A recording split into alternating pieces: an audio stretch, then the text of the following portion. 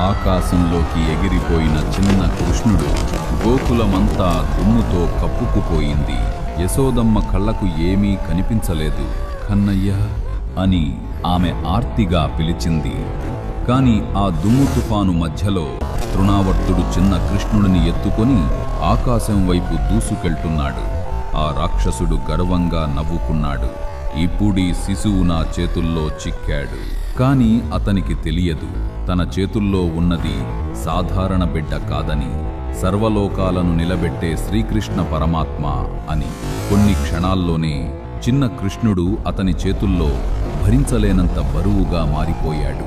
తృణావర్తుడి వేగం తగ్గిపోయింది. శ్వాస ఆగిపోతున్నట్టు అనిపించింది.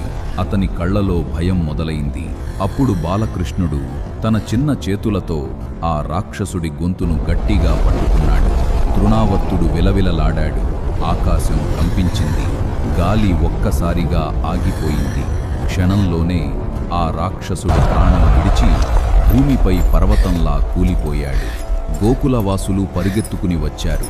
అక్కడ ఆ రాక్షసుని శరీరంపై చిన్న కృష్ణుడు ప్రశాంతంగా కూర్చుని ఉన్నాడు. ఆయన ముఖంలో చిరునవ్వు, కళ్లలో అమాయకత్వం.